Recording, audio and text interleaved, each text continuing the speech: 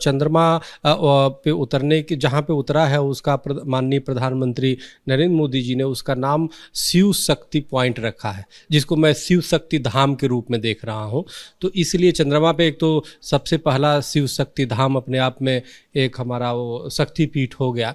तो मेरा ये मानना है कि वहाँ पे एक तो हिंदू महासभा आज प्रस्ताव भी पास की है कि भविष्य में वहाँ पे एक शिव शक्ति पीठ की स्थापना करेंगे, विशाल भव्य मंदिर का स्थापना वहाँ पे कराएंगे, जो सर्वे भवन्ति सुखिनः सर्वे सन्तु निरामयाः सर्वे भद्राणि पश्यन्तु माँ कश्चित् दुःख भाग्, यानी पूरे विश्व और ब्रह्मांड की शांति की कामना की जाएगी।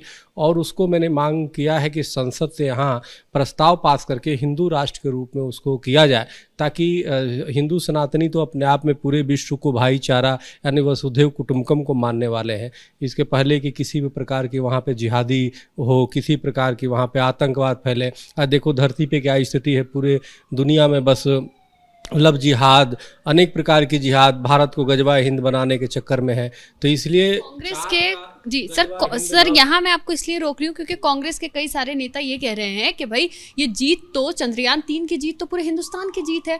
हिंदुस्तान मतलब जहाँ पर कई सारे लोग रहते हैं, ना सिर्फ हिंदू रहते हैं, कई सारे धर्मों के लोग रहते हैं, तो सिर्फ इसको हिंदू राष्ट्र क्यों घोषित किया जाए? ये तो हिंदुस्तान की जीत है। इस पर आप क्या? हिंदुस्तान की जीत है। इन कांग्रेसियों ने तो सब पूरा बेड़ा गर्क किया हुआ है। इन कांग्रेसियों ने ही देश विभाजन करवाया। आप देखो 14 अगस्त 1947 को देश विभाजन हुआ, मजहब के आधार पे हुआ। जिन्ना ने कहा कि हम जो है ये हम हिंदुओं के साथ नहीं रहेंगे, उसको मजहब के आधार पे एक मुस्लिम राष्ट्र मिल गया, उसके बावजूद भी इसको सेकुलर हो गया।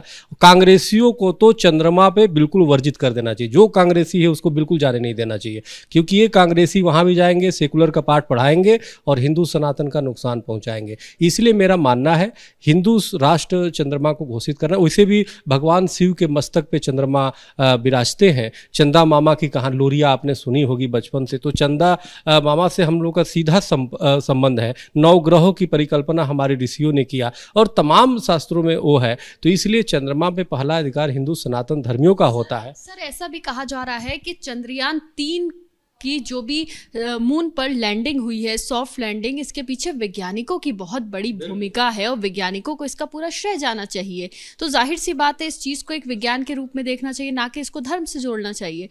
इस मिशन को एक कह सकते हैं कि जश्न की तरह मनाना चाहिए पूरे हिंदुस्तान को, ना कि धर्म से जोड़कर इसको सियासत से जुड़े जो लोग हैं उनको मौका देना चाहिए कि वो उस पर कुछ भी कहे। यानी कि इसको जश्न की तरह मनाना चाहिए लोग कहते हैं, और लोग कह रहे हैं कि इसको धर्म से ना जोड़ा जाए। इस पर आप क्या कहेंगे? क्या धर्म से जोड़ना सही लगता है आपको? अच्छा, आप ये बताइए कि जो वैज्ञानिकों ने छोड़ा है और जो सफलता पाई है, वो वैज्ञानिक छोड़ने से पहले मंदिर गए थे। आपको पता है ना, मंदिर जा कर के आशीर्वाद लिया। और वो उन वैज्ञानिकों का स्पष्ट करना भगवान की कृपा से हो रही है। और सबसे ज़्यादा ये देखिए कि जब चंद्रयान की सफलता के लिए हमने खुद यज्ञ अनुष्ठान किया, तमाम आश्रम मंदिरों में अनुष्ठान हुआ, तो मंदिर में सभी हिंदू सनातनी संत महात्मा उन्हें प्रार्थना किया, तो संत महात्माओं ने ताकत लगाया, वैज्ञानिकों ने ताकत लगाया, भगवान ने आशीर्वाद दिया, भगवान शिव ने और शक्ति ने, और चंद्रमा पे सफलता पूर्वक उतर गए। तो सभी लोगों ने, हमने तो कहीं नहीं देखा कि और क्यों नहीं इसके लिए पाकिस्तान में दुआएं हुई, क्यों नहीं और मुस्लिम कंट्रियों में दुआएं हुई कि जी भारत का वो उतर जाए, क्योंकि वो जानते थे, वो तो चाहते थे कि ना उतरे। तो इसलिए इसमें हिंदुस्तान के रहने वाले तमाम सनातन धर्मियों का परमात्मा से प्रार्थना था, यज्ञ अनुष्ठान का प्रभाव था, वैज्ञानिकों द्वारा प्रार्थना का प्रभाव था, उनके अध्ययन का भी प्रभाव था, सरकार का उसका पूरा सहयोग था। तो आप देखो कि देश के प्रधानमंत्री जी विदेश रह करके उस पर भी वॉच कर रहे थे, तो ये बहुत बड़ी बात है ना। अब उसका जब नाम शिव शक्ति धाम किया जा रहा है तो पेट में दर्द हो रहा है कांग्रेसियों का। लेना देना कुछ नहीं, बस अड़ंगा वो डालना है। यानी एक नकारात्मक सोच के लोग हैं। तो ये नकारात्मक सोच के लोग ही इस देश को जानबूझ करके समस्या का कारण बनाए हुए हैं। तो इसलिए चंद्रमा पे भी इस तरह की समस्याएं न आए, हमें चाहते हैं, चूंकि प्रचंड बहुमत की सरकार है केंद्र में और राज्यसभा लोकसभा में भी है, सबसे पहले प्रस्ताव एक पास कर देना चाहिए कि चंद्रमा को हिंदू राष्ट्र घोषित किया जाए। और वहाँ पे जहाँ पे उतरा है वहाँ पे शिव शक्ति धाम पॉइंट तो अंग्रेजी विषय हो जाता, तो शिव शक्ति धाम के रूप में जाना जाए, वही राजधानी हो और इसको भेजा जाए संयुक्त राष्ट्र संघ। जैसे योग को अंतर्राष्ट्रीय दिवस के रूप में माना गया, पूरे विश्व ने माना, उसी प्रकार से उसको भी, चंद्रमा को भी हिंदू राष्ट्र के रूप में मान्यता दे। और हिंदू तो अपने आप में वसुधैव कुटुंबकम मानता है, पूरे विश्व को परिवार मानता है।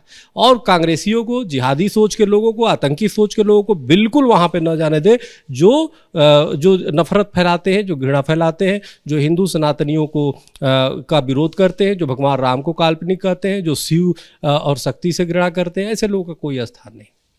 सुना कि स्वामी महाराज का कहना है कि चंद्रमा पर किसी भी कांग्रेसी को या जिहादी को नहीं जाने दिया जाए और वहां पर शिव शक्ति धाम जो है उसको लेकर सरकार को सोचना चाहिए और इसको लेकर आगे जो भी रास्ते हैं उसको निकालना चाहिए, ताकि उसको पूरी तरह से शिव शक्ति धाम जो है वो घोषित कर दिया जाए और हिंदू राष्ट्र चंद्रमा को घोषित कर दिया जाए।